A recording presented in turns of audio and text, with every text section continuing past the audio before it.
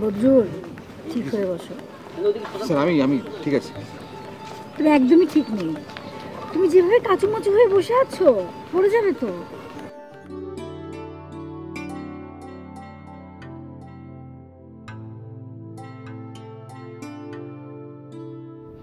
বদরুল, বদরুল।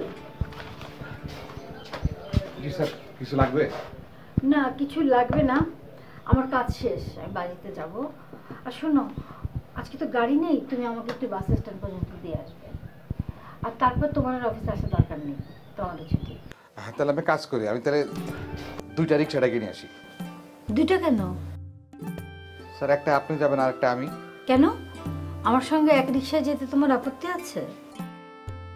না না, বেয়াদবি নেবেন না, আপনি আমার বস, আপনি যা বলবেন সেই হুকুম তামিল করা আমার দায়িত্ব। তাহলে? স্যার, এর আগে কোনো স্যারের সাথে তো আমি রিক্সায় একসাথে উঠি নাই, অবশ্য কোনো স্যার আমার কোনোদিন বলেও নাই। আমি যে এখানে এতদিন আছি, তোমার মনে হয়নি যে আমি অন্যদের থেকে একটু আলাদা? জি, বুঝতে পারছি, আপনি আসলে আলাদা, আপনি অনেক ভালো। তোমার কথা শুনে আমি ভীষণ খুশি হলাম। যাও, রিক্সা ডেকে নিয়ে এসো। এক্ষুনি নিয়ে আসতেছি। ও শোনো, একটা রিক্সা ডাকবে। জি।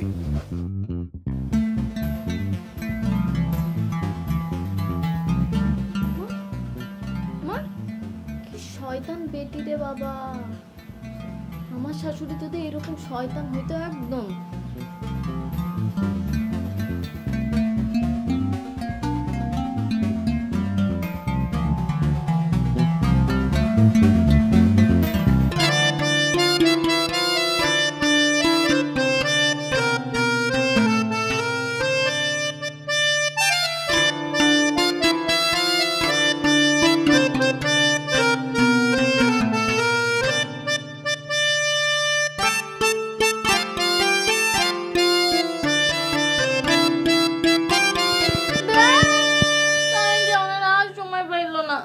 আমি এখন কি করব? আমি কি করব? কি আর করব? রান্না করব। কি রান্না করব?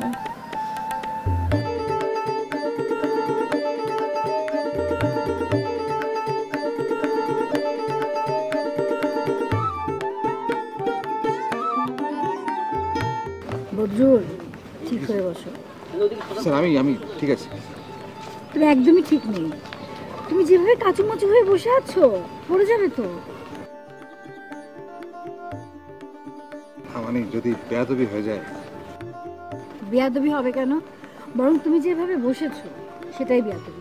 ঠিক হয়ে বসো, স্বাভাবিক হয়ে বসো।